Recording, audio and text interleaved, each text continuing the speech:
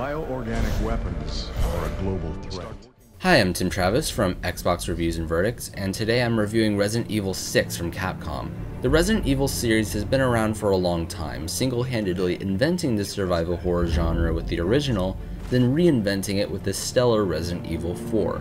After that, Resident Evil 5 split its fanbase. While there was little denial that it was a fun, boulder-punching good time, it was criticized for not featuring the sense of dread fans had come to love and had little to no scares. Action was at the forefront of the experience, but concern from fans hasn't stopped Capcom from going ahead with making Resident Evil 6 the biggest game in the series yet. So what's the verdict? Let's find out. He's back! This prick won't give up! Resident Evil 6 features 4 separate campaigns, but they all focus around the outbreak of the C virus. All of the campaigns are pretty distinct. Leon S. Kennedy's focuses on the traditional Resident Evil zombies, Chris Redfield's has an emphasis on action, the newcomer Jake Mueller, the son of series antagonist Albert Wesker, has an unstoppable monster, the Ustanak, chasing him, and Ada Wong's campaign, which is unlocked after completing the first 3, features stealth and the most puzzle solving, but can't be played in co-op. Events of each campaign play parallel to each other, and characters frequently meet up.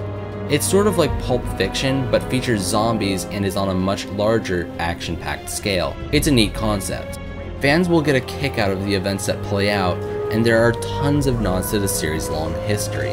First day as a cop and already I'm in a shootout! But at the same time, there are some things that don't make much sense. Each campaign, with the exception of Chris's, begin in a way that doesn't give much context behind what's going on. It's not explained why the C virus creates zombies, but also the Juavo, enemies more reminiscent of the foes from Resident Evil 4 and 5, and it's learned that Neo Umbrella is a possible culprit, but we don't learn a thing about the organization. Also, Ada Wong's campaign doesn't so much clear up the mystery as it does confirm the player's assertions. While I found how the 4 story arcs connect interesting, and was surprised at how grim the events get, the game really does become more dark than your average zombie game. But when the 4 campaigns intersect, you'll oftentimes repeat mini encounters and even parts of cutscenes. This simply makes the events seem less large in scope than it actually is, and it's not hard to get sick of the setting in China since all 4 stories meet up there. Surprisingly, while the story is over the top, the dialogue isn't quite as cheesy as it was in prior games, with the exception of that from Jake. Looks like we got some party crashers. This cabin's invitation only. The design of Resident Evil 6 is no doubt ambitious. Each campaign lasts around 5 to 6 hours, making it easily longer than your average action game, but it doesn't really matter if the gameplay isn't fun. The changes made from Resident Evil 4 to 5 were rather minor, but the gameplay here has been changed substantially. For one, you can move and shoot at the same time. Yes, this is new for the series. You can now reload without having to aim first, and you can use melee attacks without first having to stagger an enemy with bullets. However, the actual melee attacks remain pretty similar from Resident Evil 4 and 5, but there are also new context-sensitive moves like smashing a zombie's face against the environment or using its own weapon against it. Character movement has also been sped up, and you now have the ability to dash instead of just walking faster. Herb use has been changed considerably and function differently from first aid sprays. You still combine herbs, but you now ingest them as individual pills to heal single blocks of health. QuickTime events took a back seat in Resident Evil 5, but are at the forefront in 6. You also no longer have to worry about your AI partner, as he or she is in most circumstances invincible and has infinite ammo. Also, inventory management isn't quite as big of an issue. But the problem here is that the combat doesn't have much personality. It's functional, but firing your weapon doesn't feel very powerful, something you can easily tell with the nerfed shotguns that don't blow back enemies like they used to. The overall flow of combat isn't very tight and is nowhere near as intense as Resident Evil 4 and 5. This is partially due to the fact that movement is more free, but even more so because areas where you engage enemies are far wider than before, and enemies aren't very smart and don't work together. Enemies in past games would gang up on you and crowd around you. It was a basic behavior, but it worked so well. Enemies are just too independent in this game for the most part. Then there are dumb things about the gameplay.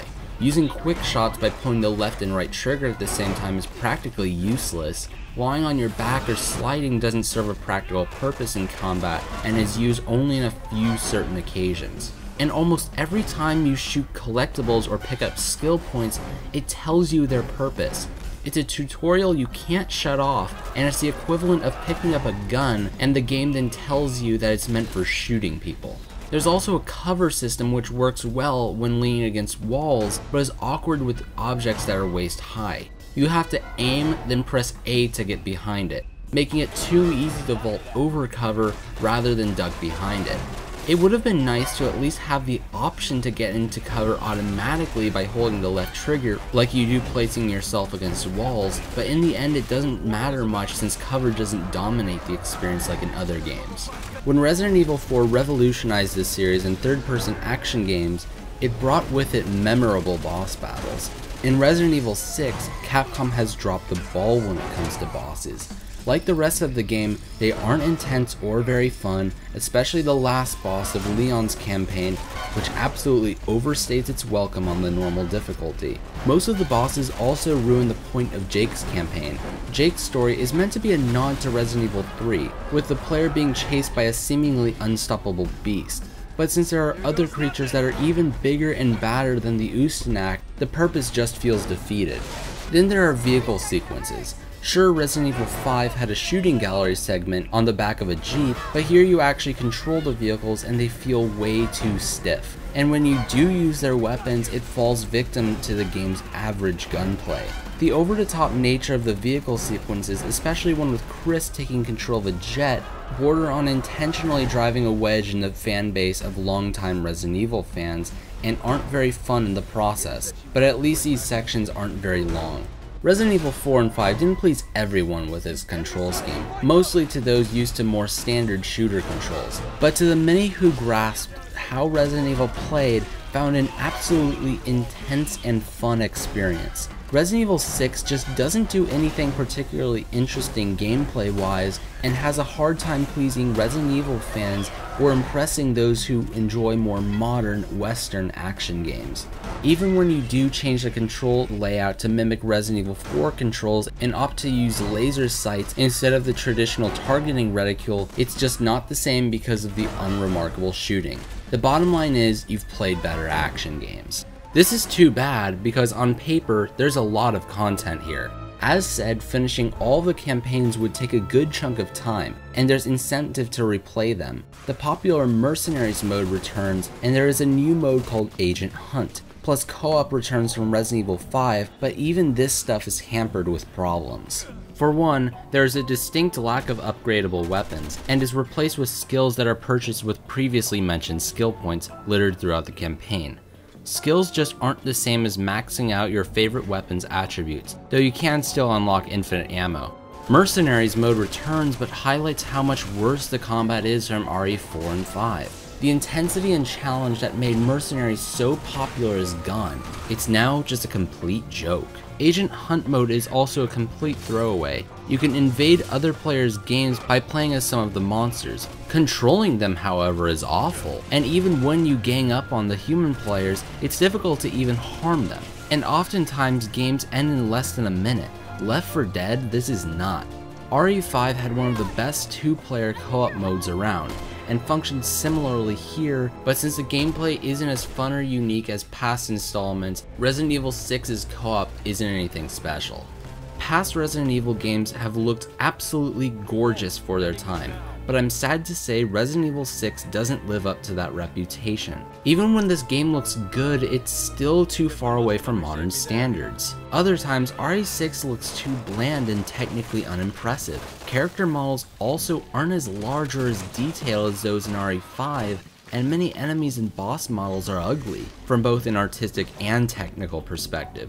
I'm just gonna say it, outside of cutscenes, Resident Evil 6 doesn't look as good as RE5, and it's been over 3 years since that game's release. And even then, I've encountered frame rate issues, animations can at times look crummy, and fire effects are mediocre.